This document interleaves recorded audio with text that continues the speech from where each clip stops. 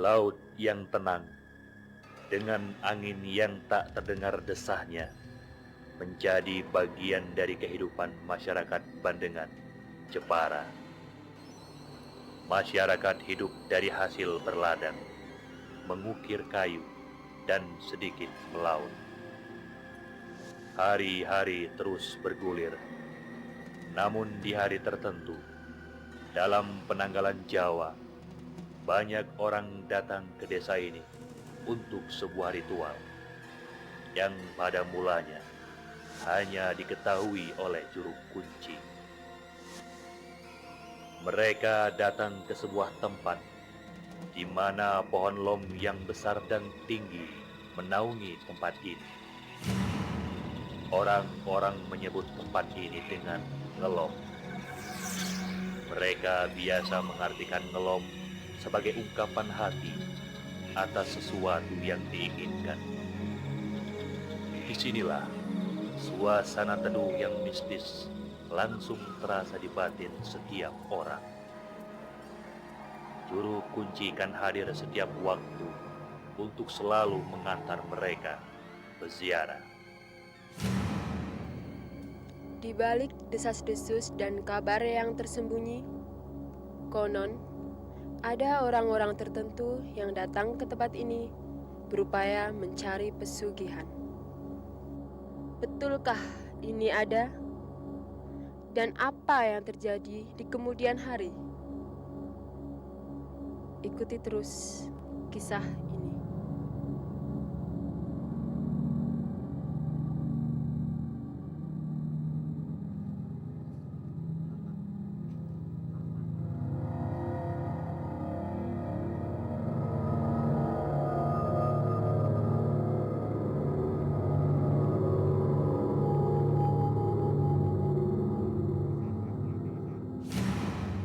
Betulkah jika malam datang, di pagar sekitar tempat ini akan bermunculan kepala-kepala binatang yang telah disembelih untuk persembahan?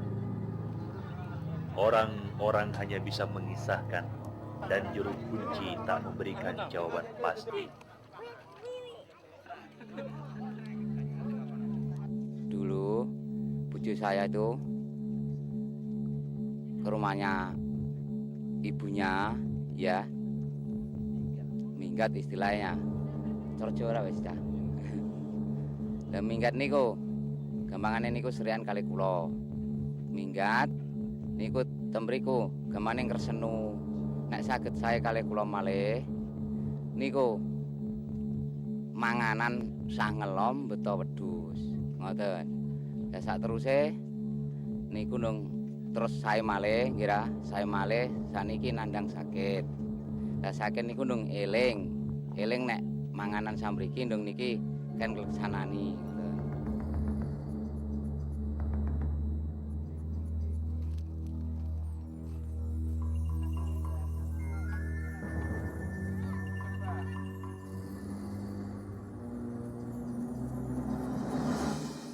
Katanya si pohon ini apa dulu sejak dulu Mas begini terus, tidak pernah mati. Katanya kalau ini pagar ini kalau yang bisa lihat itu katanya itu orang semua atau hewan. Dari cerita orang yang biasanya nyepi atau nginep malam hari di sini itu ada yang tahu persis itu, seperti misalnya macan, terus hewan-hewan lainnya genderuwo, sungsang, ketakutan lari.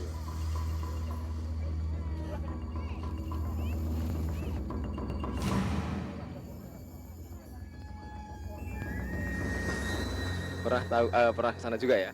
Pernah. Di sana itu kan memang sudah kondang namanya ngelom itu.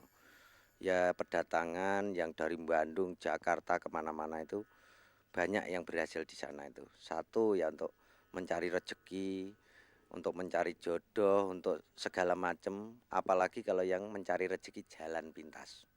Banyakan sana dan tempatnya ya bagus, dekat pantai juga. Tapi apa itu tidak berbahaya, Pak? Itu berbahaya, tapi itu kan dengan ucapannya sendiri. Kalau memang lupa, ya itu tanggung sendiri di sana itu, di ngelom itu.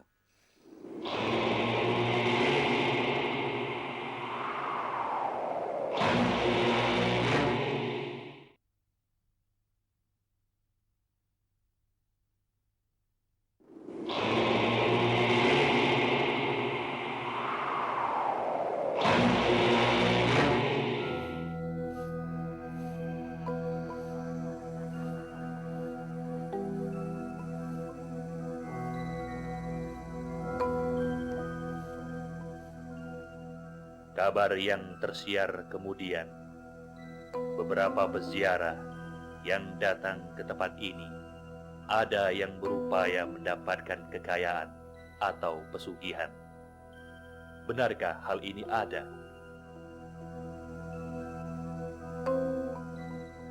Milai kapan Pak Agem napa tiang-tiang mados berkah wonten mriki? Berkah apa pripun? Milahipun dados napa panggilan kados napa dados nyenyuwunan ngoten lho. Oh, iya. Milai kapan niku? Nyuwun pripun? Nyenyuwunan napa pepunden Pepunden. kapan niku, Mbak? Ya nyuwunipun nggih napa pikajengipun. Pokoke kesairan supah boten purun kuwi. Supah boten purun. Nek butuhe dipakat te napa purun. Tiang pedagang jatuh te napa purun. Nggak kagem pesugihan, Mbak, saestu mboten mriki, Mbak. Boten purun. Saestu, Mbak. Nggih, pesugihan iku rak ikhtiar. Wong ikhtiar iku. Wong ora wong nyaduk dawuh napa sing dipun karepake. Agar boten barang kelean.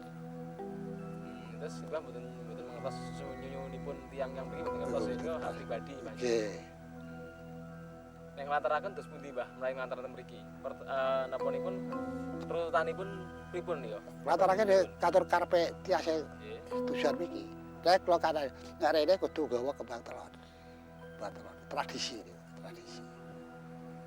Gawa penyuwune. Wong kula rak wong nyadong dawuhe ingkang kajet sinten iki.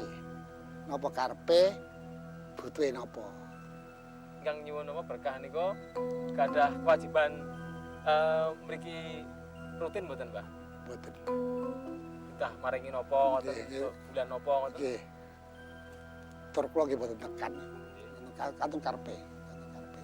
Terus ingkang kasil wonten mriki nyuwun niku sampun kathah mboten? Wah, iki jagatan Mas. Jagatan Mas. Mboten angker atusan, jutaan Mas. Sing mboten kasil ya wonten, Mbah. Nggih, ngoten.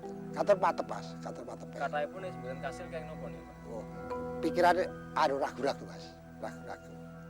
Iki sing kula jelasake kali Pak Edi ku wau, iki kaya anti gitu lho Mas. Anti. Sadiki nek ora nembe artine alibat ngoten rak wong srek sih Mas. Rak wong srek ngoten. Wong srek. Ning menawi wonten tiyang mriki mados pesugihan terus pundi, Mbah? Nek simbah niku. Pesugi boten wonten Mas.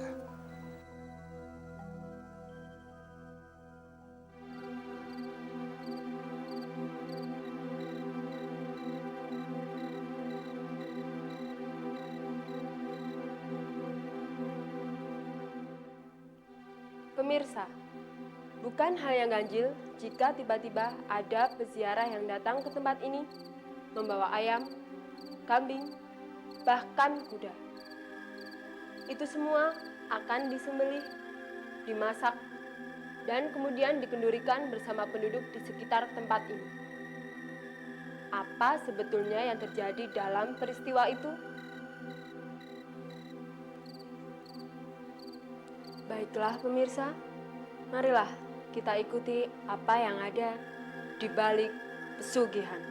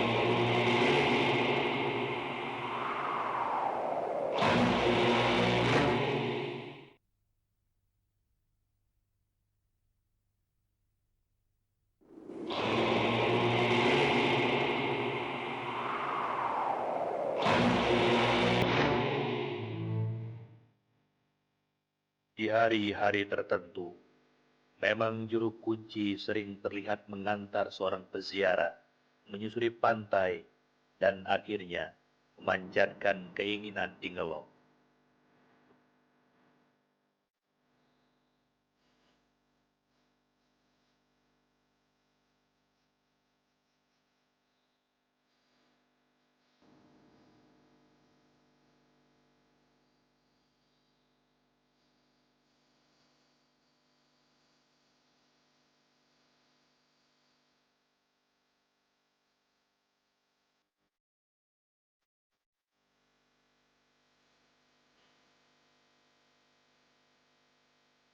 Pada saat orang-orang pulas tertidur, konon bagi mereka yang mencari keinginan berlebih, mengharapkan kekayaan yang berlebih, mendatangi tempat ini dengan dihantar juru kunci.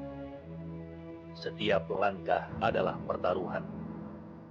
Angin yang mengusik dedaunan seakan memberi peringatan. Ada mesti yang harus dipertaruhkan di sini, juga di hati.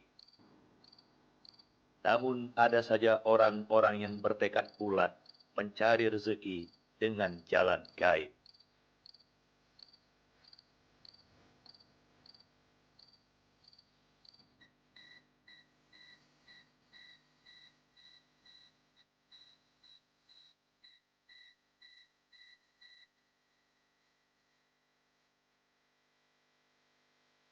Alam memberikan kebebasan siapapun untuk mengejar keuntungan. Namun segalanya ada batas dan pertanggungjawaban. Bagi mereka yang datang ke Ngelom, dengan sendirinya harus memberikan janji jika niatnya dikabulkan. Dan itu diucapkan cukup dalam hati.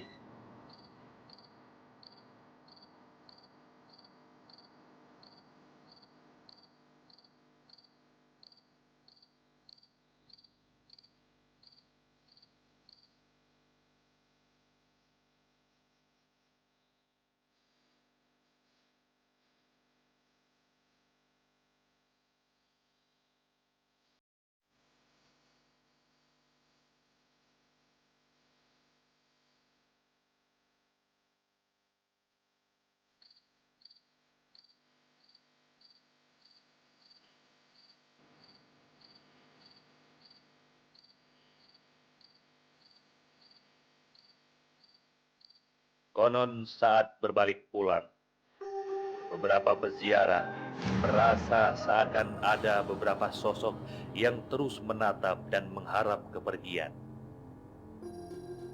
Mungkinkah hal ini hanya sekedar perasaan takut yang berlebihan?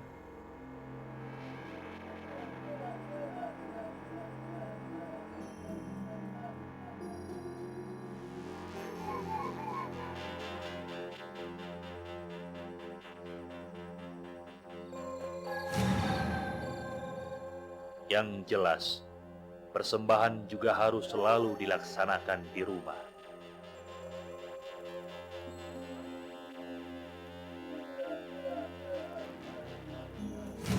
Banyak yang kalau sudah ada bukti, misalnya usahanya maju kan otomatis sudah nampak berhasil untuk mencari pesugihan itu tadi.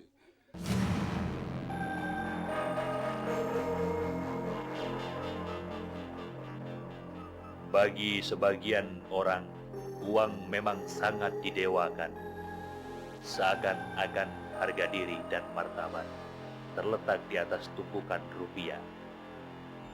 Inilah yang menjadi orang-orang mencoba berburu harta dengan cara apapun.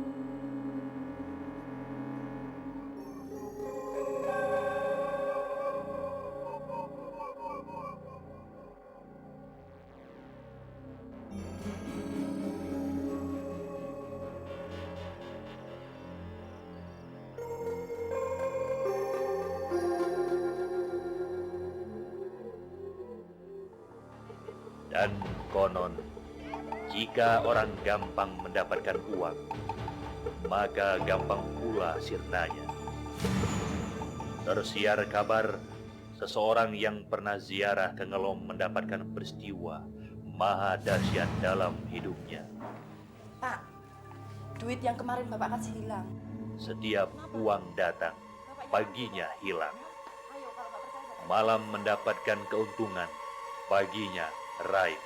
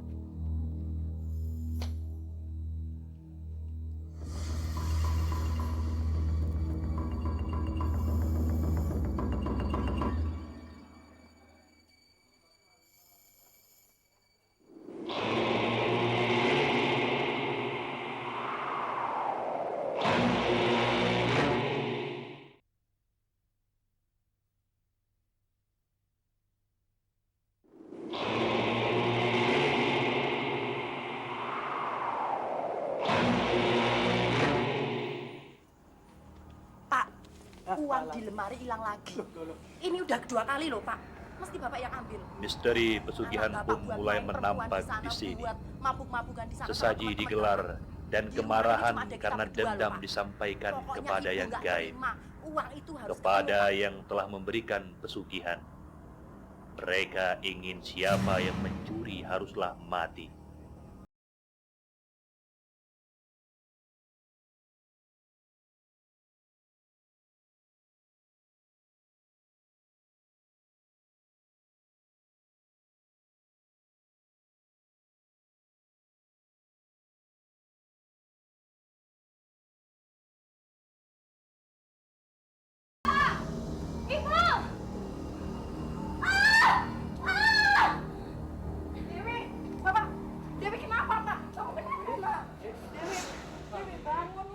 Ternyata ini sebuah penagihan. Si pencuri tak lain adalah anaknya sendiri. Tak ada yang bisa menerka dan mengetahui misteri pesugihan secara pasti. Di balik keinginan mencari harta secara menyimpang, tersimpan sebuah jerat yang sangat menyakitkan. Dan jalan hidup tak mungkin diulang. Penyesalan adalah kesia-siaan.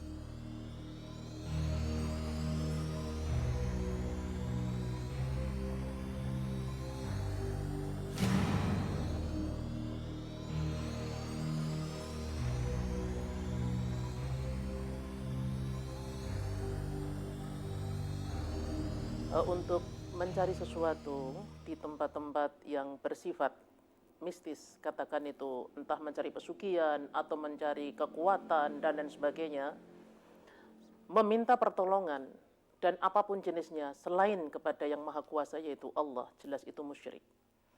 Karena kembalinya kepada seseorang yang meminta atau mencari sesuatu selain pertolongan kepada Allah itu akan berakibat fatal. Entah itu dirinya, entah itu keluarganya, atau apapun yang bersifat melingkungi dirinya itu. Maka kelihatannya orang itu bisa terpuaskan sesaat nafsunya, tapi nanti pada akhirnya dia sendiri yang akan kena.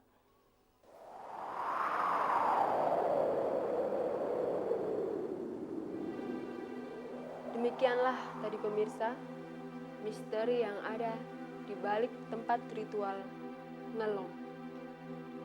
Akankah hal ini terus menjadi misteri? Ataukah hanya akan menjadi kisah mistis saat hati sedang gundah? Demikianlah di balik pesugihan.